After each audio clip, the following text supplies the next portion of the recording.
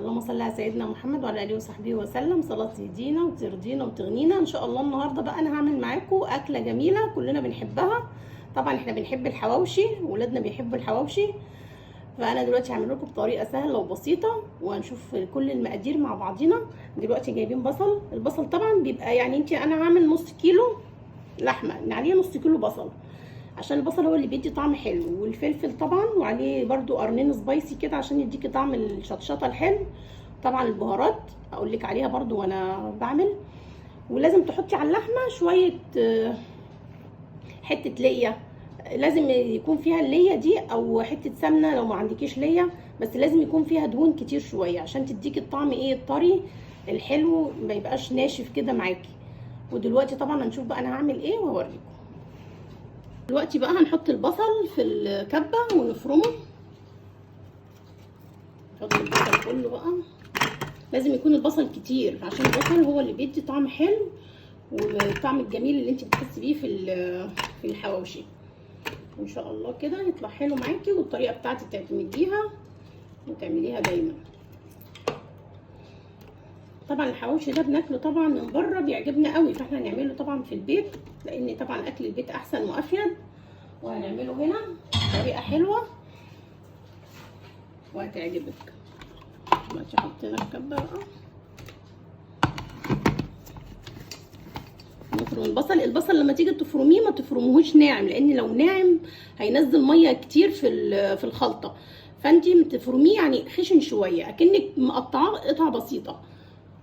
ونبتدي بقى البصل بقى بنفرمه زي ما انتي شايفه كده، شايفه زي اكنه حتت كده صغيره، لا مفروم خالص ولا ناعم ولا حاجه، يعني في خشن شويه، خشانه كده بسيطه.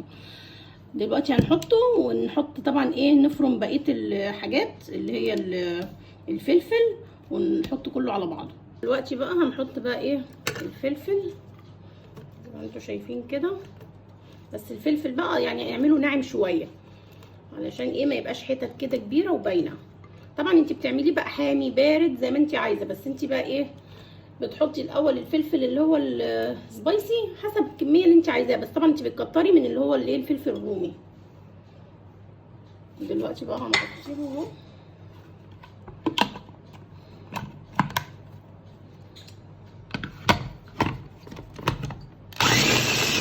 دلوقتي بقى زي ما انتم شايفين الفلفل اهو بقى حتت صغيره، وطبعا الريحه مش هقول لكم بقى جميله بقى طالعه، ولسه ما نحط كمان البهارات هتبقى ريحتها تحفه.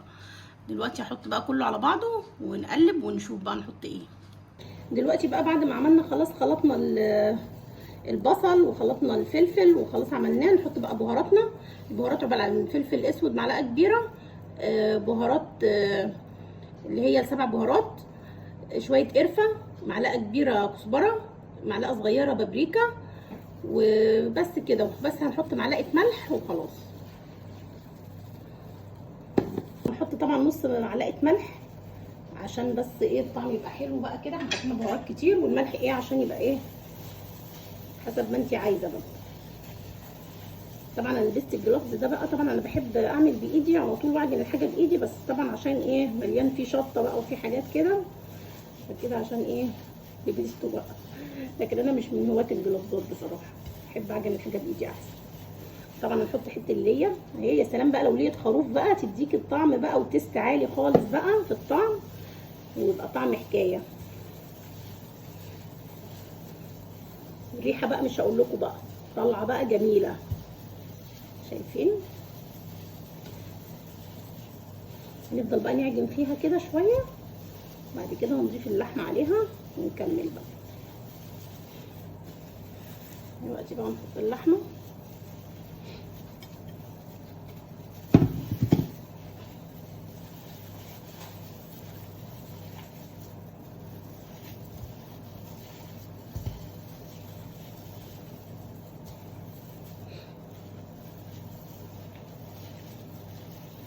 شايفين الجمال؟ طبعا كل ما تدعكي فيها بقى البصل والفلفل والتوابل، الريحه بقى طالعه في منتهى الجمال. يعني احنا لسه ما عملناش حاجه وريحه طالعه جميله وتحفه.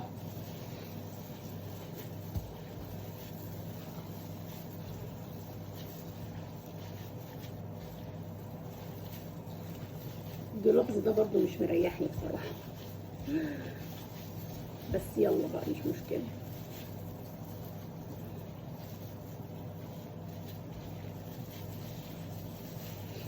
كل ما تدخلي كده الحاجه في اللحمه كده هتحسي انها ايه بقت متماسكه كده، وهتحسي ان ايه اكن في خيوط في العجينه كده مسكت في بعضها، وبرده هتمسك معاكي برده ما تحطيها في العيش يبقى ايه جميله. ممكن تحطي نص معلقه بقسماط او نص معلقه دقيق، بيمسك برده الخليط شويه براحتك برضو. انا ما حطيتش، بس انت اللي عايز يحط بيحط عادي يعني مش مشكله، هي بتدي برضو ايه بتمسك العجينه، بس انا متعوده ان انا بعملها كده وبتطلع حلوه.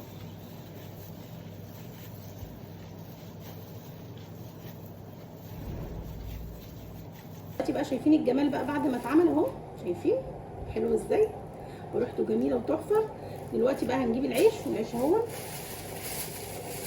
طبعا هتجيبي العيش بقى، ممكن تجيبيه الصغير، بس العيش الصغير بيبقى ايه هيتلسع منك بسرعه. دلوقتي انا جايبه العيش الكبير اهو، ولازم تنضفيه كويس كده من اي حاجه تكون لازقه فيه بقى من الرده والحاجات دي، وتفتحيه يعني اهو تفتحيه كده بالراحه كده عشان ما يتقطعش منك. يعني تفتحي كده حوالي نص الرغيف بس، تفتحيه كده وتبصي فيه برده من جوه، تاكدي ان هو حلو كده ما فيهوش اي لبابه ولا اي حاجه كده زياده. الرغيف لازم كده يبقى معاكي كده يعني مليان كده عشان ايه ما يتحرقش منك بسرعه وينشف.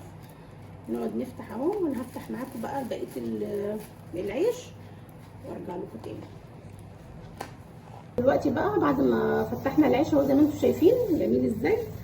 تكوري بس كوره ايه على قد العيش، يعني مش عايزينها تكون تخينه قوي انها نحس ان احنا بناكل يعني حاجه تخينه قوي، لا يعني حاجه كده كويسه يعني تملى الرغيف وتخليه كويس. وتفردي بقى كده في الرغيف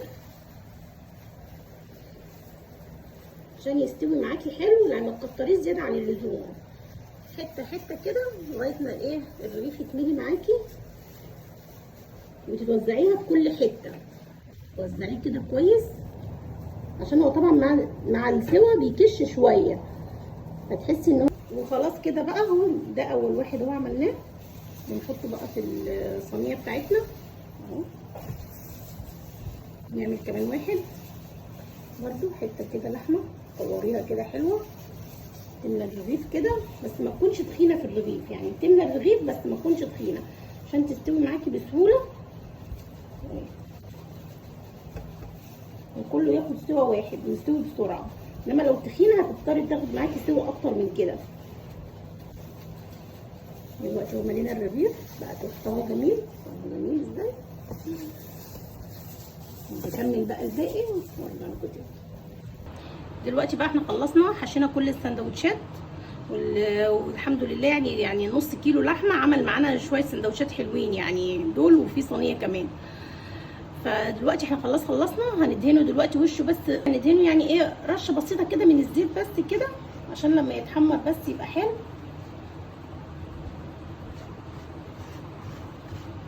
زي ما انتم شايفين كده عشان يطلع معاكي مقرمش وحلو.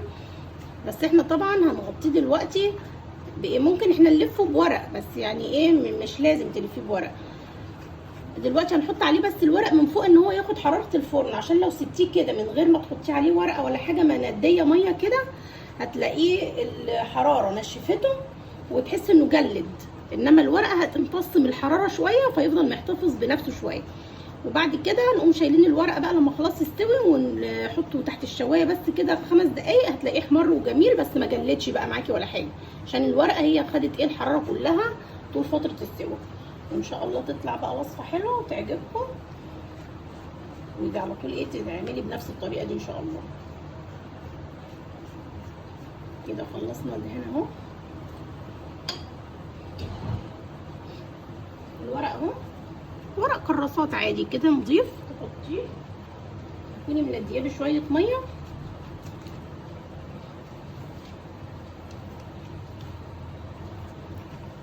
بس كده عشان ايه ياخد الحراره بتاعت الفرن.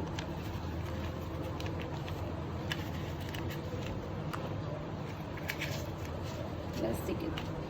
ودلوقتي بقى هدخله الفرن وما يطلع ايه اوريهولكوا بقى. ودلوقتي بقى يا حبيبي عشان خاطر احنا حاطين الورق ده، فتلاقي بصي ونشيل الورق من عليه هتلاقيه بصي لسه محتفظ بالطراوه بتاعته، وشوفي طري وحلو ازاي. دلوقتي يا دوبك بس عشان هو لسه سخن قوي هنحطه بقى تحت الشوايه، يا دوبك هياخد بقى ايه لون كده حلو فوق الوش، وهتلاقيه معاكي طالع منه طري وفي نفس الوقت مديكي الحمصانه والنشفانه اللي هي بنلاقيها فيه، محمص شويه كده ونشف وحلو. فدلوقتي هنحطه بقى تحت الشوايه وهنطلعه شويه كده. دلوقتي بقى زي ما انتم شايفين طلع، وشايفين متحمر وجميل ازاي ومقرمش وكل حاجه، بس ده عشان احنا طبعا ادينا الوش الاخير تحت الشوايه، انما لو فضل من ساعه ما تدخليه الفرن من غير ما تغطي وشه باي حاجه ينشف معاكي جامد ويبقى مجلد ويبقى مش حلو. انما دلوقتي هو خد بس الوش القرمشه كده تحت الشوايه، وشايفين الجمال بقى، شايفين عامل ازاي من جوه لسه سخن مولع اهو. دلوقتي هنقطعه بقى ونشوفه بقى. دلوقتي بقى زي ما انتم شايفين الحواوشي خلص، وطبعا احنا عشان عاملين الرغيف كبير فهنطلع الكميه دي، وكميه كبيره برده مش قليله، لو الرغيف صغير هيطلع لك ضعف الكميه دي. ودلوقتي خلص اهو، وهندوقه بقى معاكم اهو، شايفين عامل ازاي.